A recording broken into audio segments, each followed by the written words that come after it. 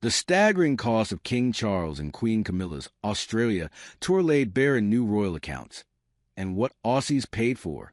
The royal household's latest financial report has revealed the steep price tag of King Charles's whirlwind Australia-Samoa tour, and who really footed the bill. The British royal household has published its annual sovereign grant report, confirming the enormous cost of King Charles and Queen Camilla's historic trip to Australia and Samoa, the monarch's first official Commonwealth tour since his accession. According to the figures released on Monday, Their Majesty's 11-day visit in October 2023 racked up an eye-watering £400,535, about $837,750 Australian dollars. The King and Queen traveled from London to Sydney on October 17th via charter flight, before continuing on to Samoa on October 23rd to attend the Commonwealth Heads of Government meeting CHOM, alongside Prime Minister Anthony Albanese and representatives from across the 56 nations. The pair returned home on October 27th via a scheduled air flight, with a stopover in Singapore. While the travel costs were split between the British and Australian governments, the report confirmed that UK taxpayer funds covered approximately 50% of the overall bill.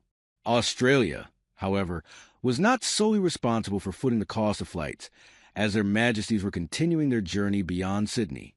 The report notes that travel-related expenses across the royal family rose slightly over the past year, with 216 official journeys costing over £17,000, totaling £2.7 million, about 5.6 million Australian dollars.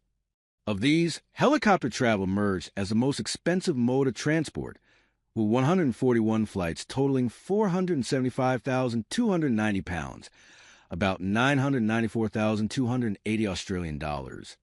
In a bid to modernize operations and reduce emissions, the royal household also received 2 new helicopters in February to replace 15-year-old airplanes. The report notes these upgrades will help reduce reliance on expensive fixed-wing travel and increase the royal household ability to utilize sustainable aviation fuel. Meanwhile, the report confirmed the end of the late Queen Elizabeth II beloved royal train, which will be retired by 2027.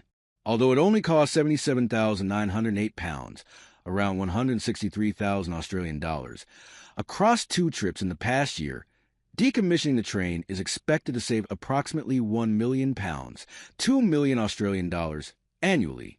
In total, the sovereign grant, the annual payment from the UK government to support official royal duties, remains steady at £86.3 million, approximate 180 million Australian dollars, consistent with the previous 3 years. The royal household's income is forecast to increase to £132 million, around 275 million Australian dollars, annually for the next 2 financial years. Reflecting on the value of the monarchy's contribution, Keeper of the Privy Purse James Chalmers said, "Soft power is hard to measure, but its value is." I believe, now firmly understood at home and abroad, as the core themes of the new reign have come into even sharper focus, and the royal family have continued in their service to the nation, realms, and Commonwealth. Despite the health battles of both King Charles and the Princess of Wales, who each underwent treatment for undisclosed forms of cancer in 2024, the report revealed members of the royal family carried out more than 1,900 public engagements across the year. Even for the 76-year-old king, who is still receiving treatment, he and Queen Camilla undertook a total of 604 engagements, including 90 joint appearances. For Their Majesties, this is an increase on 2023 to 24, reflecting His Majesty's return to public-facing duties, the report stated.